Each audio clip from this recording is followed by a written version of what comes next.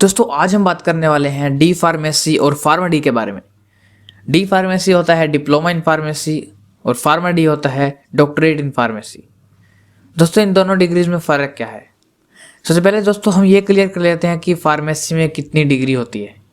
दोस्तों सबसे पहले होती है डी फार्मेसी जो कि एक बेसिक डिग्री होती है 2 साल की डिप्लोमा इन फार्मेसी, और उसके बाद आती है बी फार्मेसी 4 ईयर्स की होती है, और यहाँ पर आपको 4 साल की बैचलर्स की डिग्री आपको मिल जाती है फार्मेसी के अंदर। और बी फार्मेसी के बाद आपके पास आती हैं 2 चॉइसेस।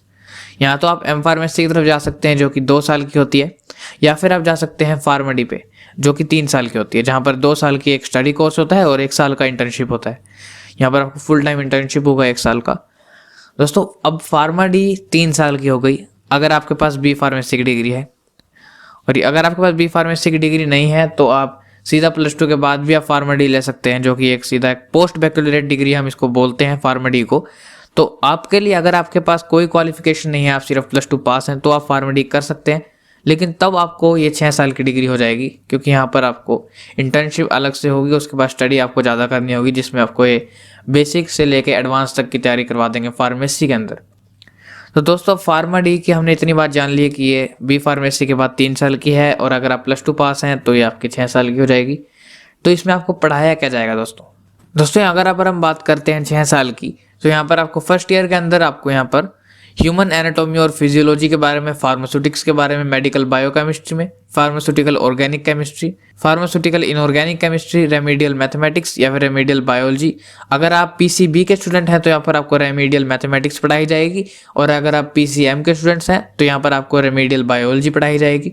सेकेंड ईयर के अंदर यहाँ पर आपको pathophysiology, pharmaceutical microbiology, pharmacognosy and phytopharmaceuticals, pharmacology, community pharmacy और फार्माथेरेप्यूटिक्स फर्स्ट करवाया जाएगा। उसके बाद थर्ड ईयर के अंदर आपको यहाँ पर pharmacology second, pharmaceutical analysis, pharmacotherapeutics second, pharmaceutical jurisprudence और मेडिसिनल केमिस्ट्री और फार्मास्यूटिकल फॉर्मुलेशंस। फोर्थ ईयर के अंदर आपको यहाँ पर पढ़ाई जाएगी pharmacotherapeutics third, hospital pharmacy, clinical pharmacy, biostatics and research methodology, biopharmaceutics and pharmacokinetics, clinical toxicology. Fifth year के अंदर आपको यहाँ पर पढ़ाया जाएगा फार्माको एपिडेमियोलॉजी और फार्माको इकोनॉमिक्स, क्लर्कशिप, यहाँ पर आपको clinical pharmacokinetics and pharmacotherapeutic drug monitoring. उसके बाद आपको यहाँ पर फिफ्थ में पढ़ाया जाएगा प्रोजेक्ट वर्क, जो कि 6 महीने का होने वाला है। उसके बाद आपको लास्ट ईयर के अंदर 6 ईयर जो उसको इंटर्नशिप ईयर के अंदर आपको इंटर्नशिप और residency training including positioning in speciality units. Student should independently provide the clinical pharmacy service to the allotted wards, 6 months in general medicine department and 2 months each in 3 other specialty departments। तो यहाँ पर आपको practical work ज़्यादा होगा internship के अंदर। यहाँ पर आपको 6th ईयर में आपका टोटल फुल टाइम आपका वर्क होगा यहाँ पर क्लिनिक्स में।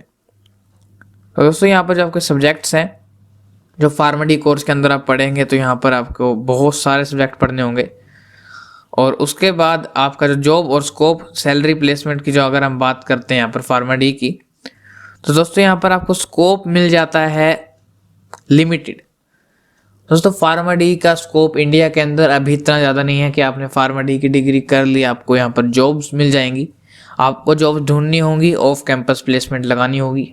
ऑन कैंपस तो दोस्तों मुश्किल ही मिलती है फार्मेसी की। अगर हम फार्मा डी की छोड़ दे जनरल फार्मेसी की बात कर लें, अगर आपके पास बी फार्मेसी है या डी फार्मेसी है, जो तो दोस्तों रेप्यूटेड कॉलेज हैं, यहाँ पर जो फेमस कॉलेजेस हैं, टॉप कॉलेजेस हैं फार्मेसी के, वहाँ पर ही प्लेसमेंट आपको देखने को मिलेगी अच्छी, जहाँ पर आपकी प्लेसमेंट लगेगी। दूसरे कॉलेजेस की अगर हम बात करते हैं, नॉर्मल कॉलेजेस होते हैं, वहाँ पर जो फार्मेसी की प्लेसमेंट है, क्योंकि दोस्तों अभी कंपनीज ही इतनी नहीं आती वहाँ पर कॉलेज पे, तो यहाँ प्लेसमेंट में थोड़ी दिक्कत हो सकती है आपको। तो प्लेसमेंट यहाँ पर आपको थोड़ी कम मिलेगी, लेकिन आप दोस्तों ड्रग एक्सपर्ट बन सकते हैं फार्मा डी के बाद। आप क्लिनिकल फार्मासिस्ट बन सकते हैं, हॉस्पिटल फार्मेसी डायरेक्टर बन सकते हैं, आप हॉस्पिटल का स्टाफ फार्मासिस्ट बन सकते हैं, यहाँ पर आप रिटेल फार्मेसी कर सकते हैं, यहाँ पर आप रिटेल स्टाफ फार्मासिस्ट बन सकते हैं, ड्रग इंटरेक्शन स्पेशलिस्ट बन सकते हैं, यहाँ पर आप मेडिकल राइटर, ड्रग राइटर या लेक्चरर, आप अगर आप कॉलेज में अभी पढ़ा सकते हो फार्मा डी के बाद, आप एक टीचिंग लाइन में भी जा सकते हो, और आप एक फार्मास्यूटिकल एडवाइज़र का भी काम कर सकते हो।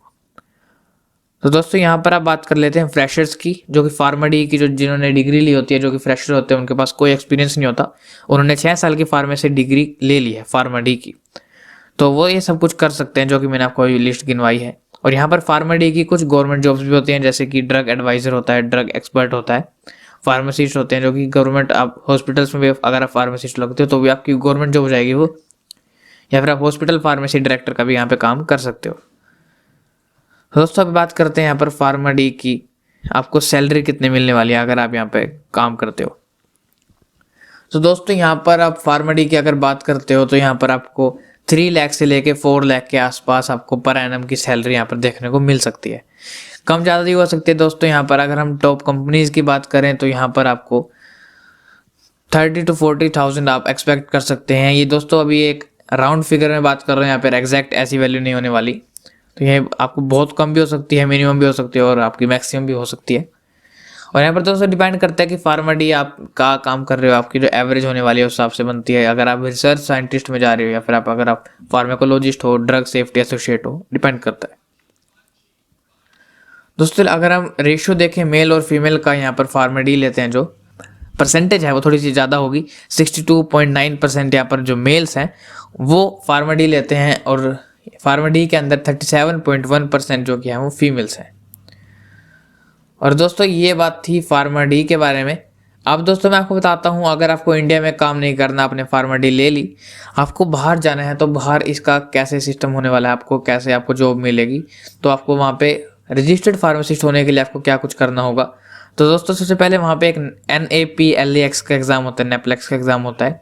उसके बाद यहाँ पर आप दे सकते हो TOEFL का एग्ज़ाम, आप MPJE का एग्ज़ाम भी दे सकते हो। यहाँ पर आपको ये कुछ ग्रामर इंग्लिश के एग्ज़ाम होते हैं, या फिर आप IELTS का एग्ज़ाम दे सकते हो पहले, जिससे आपके वहाँ पे जो स्टडी वीज़ा के थ्रू आप जा सकते हो और ये डिग्री वहाँ से ले सकते हो। अगर आपकी फार्मा-डी डिग्री इंडिया से है तो वे PCI से अगर अप्रूव्ड है वो कॉलेज जहाँ से आपने डिग्री ली है, तो ये डिग्री वैलिड होगी। अगर आप बाहर जाते हो, बाहर भी अभी जॉब करते हो फार्मा-डी के बाद, आपको वहाँ पे उनके एग्ज़ाम देने होंगे इंटरनेशनल। उसके बाद आपको वहाँ पे मिनिमम इंटर्नशिप होती है वो कंप्लीट करनी होगी, वर्किंग आवर्स आपको कंप्लीट करने होंगे वहाँ पे, तो ही आप एक सर्टिफाइड फार्मासिस्ट बन पाएंगे।